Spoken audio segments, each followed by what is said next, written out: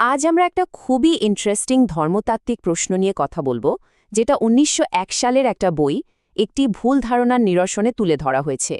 বইটির লেখক মির্জা গোলাম আহমদ একটা বড় প্রশ্ন সামনে এনেছেন। ইসলামের যে মূল বিশ্বাস, অর্থাৎ হজরত মোহাম্মদ সাল্লাল্লাহু আলাইহি ওয়াসাল্লাম হলেন শেষ নবী, তার সাথে একজন নতুন নবীর আসার ধারণাটা কিভাবে মিলতে পারে। চলুন আমরা স্লাইডগুলোর মাধ্যমে দেখি বইটা কিভাবে এই জটিল ধাঁধার সমাধান দেওয়ার চেষ্টা করেছে। প্রশ্নটা কিন্তু খুবই সোজাসাপটা। যদি হজরত মোহাম্মদ সাল্লাল্লাহু আলাইহি ওয়াসাল্লামকে নবীগণের মোহর বা খাতামান নবিয়েন বলে বিশ্বাস করা হয়, যার মানে তারপরে আর কোনো নবী আসবেন না, তাহলে ঠিক কিভাবে তারপরে আর কোনো নবীর আগমন সম্ভব? এই যে একটা আপাতদ্বন্দ্ব, এটাই আমাদের আজকের আলোচনার মূল কেন্দ্র। তো চলুন প্রথমেই দেখে নিই লেখকের নিজের দাবিটা কি ছিল, যা শুনে মনে হতে পারে যে এটা ইসলামের একটা মূল বিশ্বাসকেই চ্যালেঞ্জ করছে। তিনি ঠিক কি বলেছিলেন দেখুন। তিনি কিন্তু এখানে একদম পরিষ্কার করে বলছেন যে ঐশী প্রত্যাদেশে তাকে একবার দুবার নয়, বরং শত শতবার রসুল আর নাবির মতো শব্দের সম্বোধন করা হয়েছে।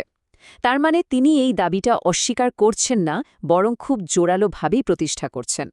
আর ঠিক এখানেই সেই ধর্মতাত্ত্বিক প্রশ্নটা আরও বড় হয়ে দেখা দেয়।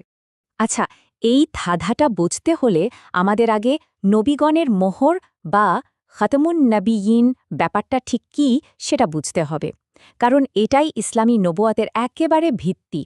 তাহলে খাতামুন্নাব্বিয়িনের মানেটা কি? সোজা কথায় এর মানে হল নবীগণের ধারার সমাপ্তি বা মোহর। এই বিশ্বাস অনুসারে হজরত মোহাম্মদ সাল্লাল্লাহু আলাইহিসসালাম নবুয়াতের দরজা চূড়ান্তভাবে বন্ধ করে দিয়ে গেছেন। আর এই ধারণাটা কিন্তু কোনো বানানো কথা নয়, এটা সরাসরি পবিত্র কুরআন থেকে এসেছে। সূরা আল আহজাবের এই আয়াতে একদম স্পষ্টভাবে হজরত মোহাম্মদ সাল্লাল্লাহু আলাইহি ওয়াসাল্লামকে খাতামুন নবিয়িন বা নবীগণের মোহর বলা হয়েছে, যা এই বিশ্বাসকে একটা পাথরের মতো শক্ত ভিত্তি দেয়।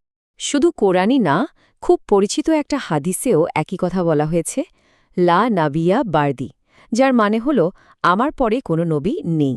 তাহলে প্রশ্নটা আবার ফিরে আসে, কোরআন এবং হাদিসের এত স্পষ্ট নির্দেশের পরেও কেউ কিভাবে নিজেকে নবী দাবি করতে পারেন? আর এখানেই লেখকের ব্যাখ্যার গুরুত্বটা বোঝা যায়। আর এখানেই লেখক একটা একেবারে অন্যরকম ব্যাখ্যা সামনে নিয়ে আসেন। তিনি এটাকে বলছেন প্রতিফলিত নবুয়ত। তার মতে তার নবুয়তটা কোনো নতুন বা স্বাধীন নবুয়ত নয়, বরং এটা হজরত মোহাম্মদ সাল্লাল্লাহু আলাইহি ওয়াসাল্লামেরই নবুয়তের একটা প্রতিফলন মাত্র।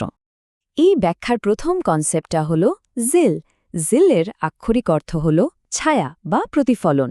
এর মানে হল হজরত মোহাম্মদ সাল্লাল্লাহু আলাইহি ওয়াসাল্লামের প্রতি ভালোবাসা আর আনুগত্যে এমনভাবে নিজেকে বিলীন করে দেওয়া যে সেই অনুসারী ব্যক্তি নিজেই তার একটা আধ্যাত্মিক প্রতিচ্ছবিতে পরিণত হন।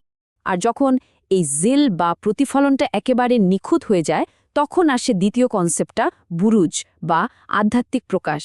মানে সেই ব্যক্তি তখন মূল নবীর একটা জীবন্ত আধ্যাত্মিক প্রকাশ হয়ে ওঠেন, তার নিজের আর আলাদা কোনো সত্তা থাকে না। তো বইটা বলছে যে এই প্রতিফলিত নবুয়ত পাওয়ার দুটো ধাপ আছে। প্রথমত, হজরত মোহাম্মদ সাল্লাল্লাহু আলাইহি ওয়াসাল্লামের ভালোবাসায় নিজেকে পুরোপুরি বিলীন করে দিতে হবে। আর দ্বিতীয়ত, এর ফলেই সেই ব্যক্তি তার একটা নিখুঁত প্রতিফলন বা জিল এবং আধ্যাত্মিক প্রকাশ বা বুরুজ হয়ে উঠবেন। আর এর মাধ্যমে তিনি যে নবুয়তটা পান সেটা আসলে নতুন কিছু নয়, বরং হজরত মোহাম্মদ সাল্লাল্লাহু আলাইহি ওয়াসাল্লামেরই নবুয়ত। এই এক হয়ে যাওয়ার ধারণাটা একটা ফার্সি কবিতায় খুব সুন্দরভাবে ফুটে উঠেছে। এখানে বলা হচ্ছে যে অনুসারী আর মূল নবীর মধ্যে আধ্যাত্মিকভাবে আর কোনো পার্থক্যই থাকে না, তারা যেন এক আত্মা, এক দেহ হয়ে যায়। এখন নিজের এই যুক্তিটাকে আরও মজবুত করার জন্য লেখক একটা প্রচলিত বিশ্বাসের সাথে এর তুলনা করেছেন। সেই বিশ্বাসটা হল নবী ঈসা আলাহ তাআলা আক্ষরিক অর্থে আবার এই পৃথিবীতে ফিরে আসবেন। এই স্লাইডটা কিন্তু খুব গুরুত্বপূর্ণ। দেখুন, লেখক দুটো সিনারিও পাশাপাশি রাখছেন।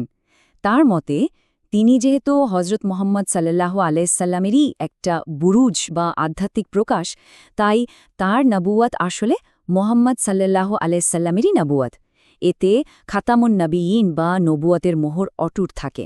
কিন্তু যদি ঈসা আলাইহিসসালাম নিজে একজন আলাদা স্বাধীন নবী হিসাবে ফিরে আসেন, তাহলে তো হজরত মুহাম্মদ সাল্লাল্লাহু আলাইহি সাল্লামের পরে আরেকজন নবীর আগমন ঘটে গেল। লেখকের মতে এটা খাতামুন নবিয়্যিনের ধারণাকে সরাসরি ভেঙে দেবে। এই সব যুক্তি, এই সব ব্যাখ্যা শেষ পর্যন্ত একটা দিকে ইঙ্গিত করে, আর তা হল লেখকের চূড়ান্ত দাবি। তিনি বলতে চান তিনি সেই প্রতিশ্রুত মসীহ যার আশার ভবিষ্যদ্বাণী করা হয়েছিল। সুতরাং লেখকের শেষ কথা হল, এই যে প্রতিফলিত নবুয়ত, এই বিশেষ স্ট্যাটাসটাই তাকে প্রতিশ্রুত মেসি হিসেবে প্রমাণ করে। মানে হাদিসে যে ঈসা আলাইহিসসালামের আবার আসার কথা বলা হয়েছে, সেটা সশরীরে আসা নয়, বরং তারই মতো একজনের আধ্যাত্মিক প্রকাশ বা বুরুজ হিসেবে আসা। আর লেখক বলছেন তিনিই হলেন সেই প্রতিশ্রুত মেসি। আর এই উক্তিটাতে পুরো আলোচনার সারমর্মটা লুকিয়ে আছে। তিনি জোর দিয়ে বলছেন এই নবুয়াত তার নিজের কিচ্ছু নয়, এর সবটুকুই হজরত মুহাম্মদ সাল্লাল্লাহু আলাইহি ওয়াসাল্লামের।